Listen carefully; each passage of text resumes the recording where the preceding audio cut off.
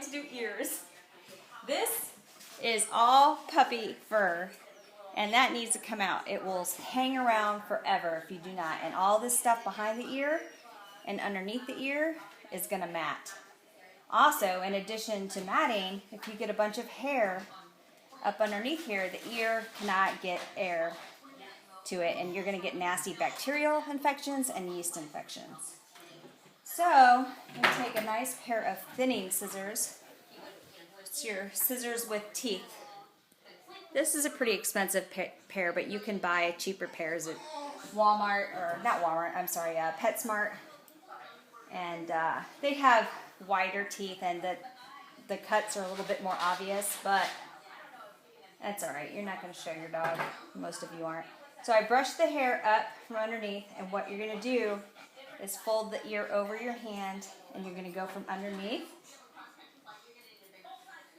and just make little cuts going from underneath. You don't want to cut the stuff on top, otherwise it looks like, hey, somebody got a haircut. And you don't want it to be obvious. Goldens, you don't want to make it look like they've been trimmed. It has to be natural. All this junk behind, get in there. This is where everybody cuts their dogs, so be careful. Go slow for the people that aren't used to using the thinning scissors. I still occasionally cut either myself or the dog. They do eventually forgive you. See, all that junk has got to come out.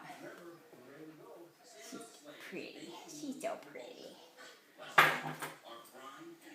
Fold it, cut, and I'll show you how to detail this later with the thinning knives.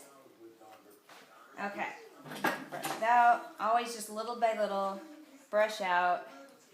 After you cut all this junk underneath, brush that up. Wiggle your scissors in there. Make sure you don't get this little flap in here, this little bump. That will hurt and bleed like crazy. So from underneath, just start chiseling that stuff out. Brush, brush, brush. And she's getting out of that puppy phase, and she's going into her big girl phase. So this is her big girl cut. So she can look fancy instead of cute. So I get a little bit carefuler around that bump. Brush it out. Just a little bit more.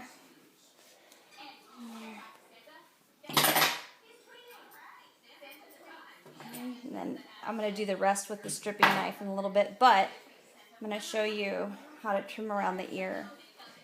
All this stuff, oh, that still needs to come out right there. Alright, so I take my fingers and I keep them at the edge of the ear so I don't cut the edge of her ear, because that's easy to cut too. Notice the band-aid on my finger.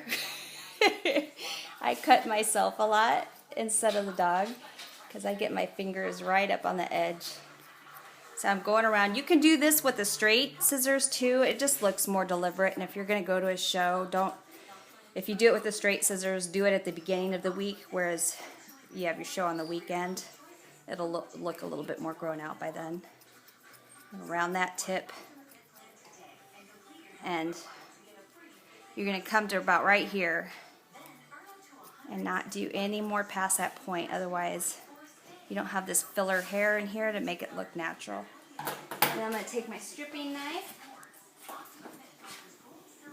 There's different sizes in these. You have your very wide teeth, medium, a little bit thinner, and then your very fine. I'm going to use the thin one. And where can you get these tools? You can get these from petedge.com. That's the cheapest place I found. Again, fold that ear over your hand.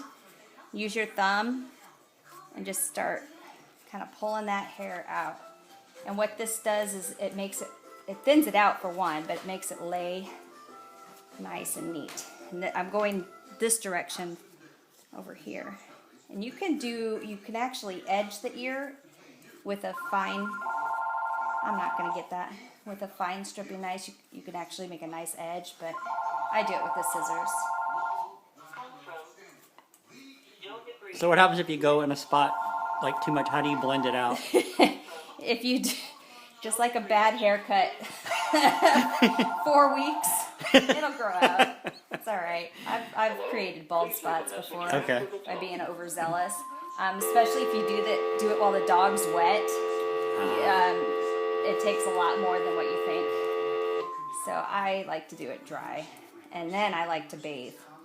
A lot of people do it after they bathe, but I find you have a lot of loose hairs when you're cutting and trimming, and I like to blow it off after you wash them, and then you blow dry them. You don't have any loose hair. And then underneath here,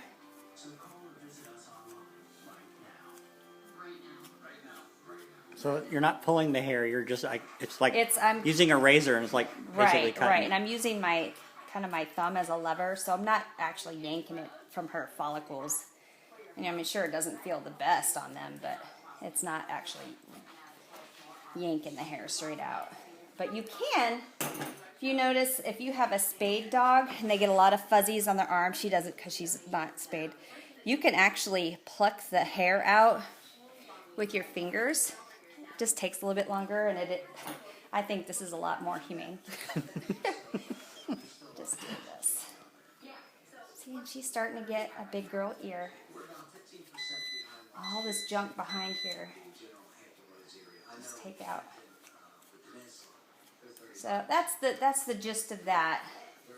And I will do more just to get rid of this fuzzy because I want a nice smooth ear. But if you want to compare that to her, oh yeah, look at that. Her puppy ear. There's her puppy ear. Big girl. That's a big girl ear. Awesome. There.